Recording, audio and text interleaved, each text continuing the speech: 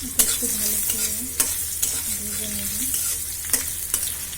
এরপর লাউগুলো এর মধ্যে দিয়ে দেব। কেটে রাখা লাউগুলো দিয়ে দিলাম।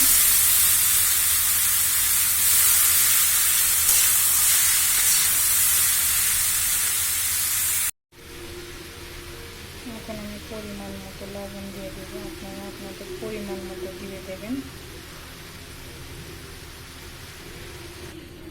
লবণটা মিশিয়ে নেব।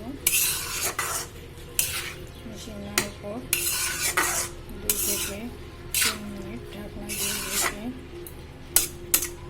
চুলার জালটা বাড়িয়ে দেব।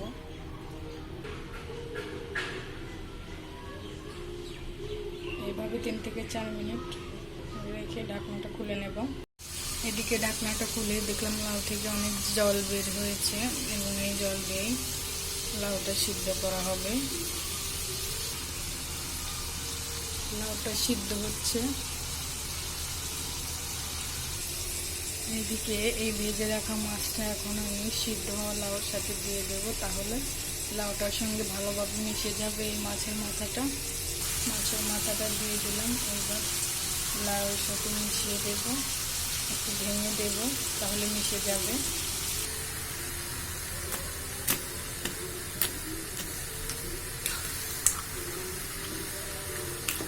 এভাবে মিশিয়ে দেব।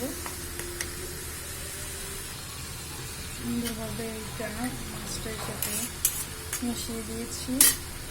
এখন এর মধ্যে হলুদ এবং ধনিয়া দিয়ে দেবো। হলুদ এবং ধনিয়া গুঁড়ো দেবো।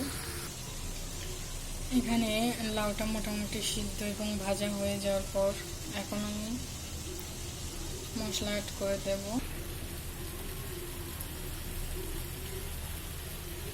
পরিমাণ মতো হলুদ, পরিমাণ মতো ধনিয়া গুঁড়া দিয়ে দিয়েছি। এখন এইটা আমি কিছুক্ষণ ভেজে নেব। সুন্দর করে ভেজে নিয়ে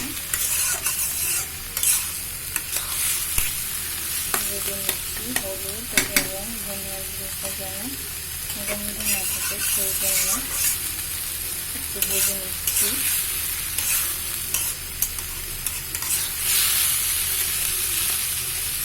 আশা করি রেসিপিটা আপনাদের অনেক ভালো লাগবে। অনেকেই আছে যারা লাউ খেতে পছন্দ করেন না, এইভাবে রান্না করলে অবশ্যই খেতে ভালো লাগবে।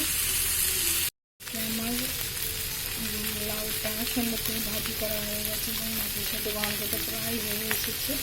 এখন শেষ পর্যায়ে এখন কিছুটা জিরে বাটা দিয়ে আমি গন্ধটা নামিয়ে নেব। জিরে আমি এখানে কিছুটা জিরে আমি বেটে রেখেছিলাম, এখন এটা জলের সাথে গুলিয়ে দিয়ে দেব। জিরে বাটাটা আমি গুলিয়ে নিয়েছি, এখন দিয়ে দেব।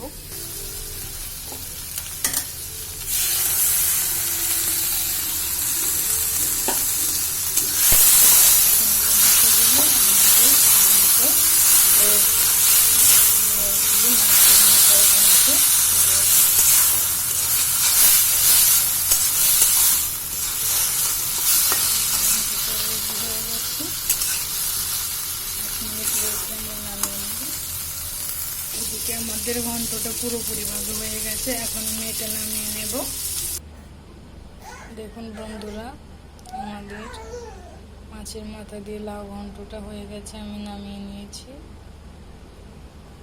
এটা আপনারা একবার ট্রাই করে দেখবেন, অবশ্যই ভালো লাগবে। ভিডিওটি ভালো লাগলে আমার চ্যানেলটা সাবস্ক্রাইব করে দিতে ভুলবেন না, একটা লাইক কমেন্ট করে দিবেন। আবার দেখা হবে। ভালো থাকবেন সবাই। আশা করছি ভিডিওটা আপনাদের ভালো লাগবে এবং রেসিপিটাও অনেক ভালো লাগবে। যারা লাউ খেতে পারেন না অবশ্যই তারা এবার থেকে লাউ খেতে পারবেন। ভিডিওটি ভালো লাগলে আমার চ্যানেলটা সাবস্ক্রাইব করে দেবেন এবং লাইক কমেন্ট করে দেবেন। ভালো থাকবেন সবাই। আবার দেখা হবে পরবর্তী ভিডিওতে।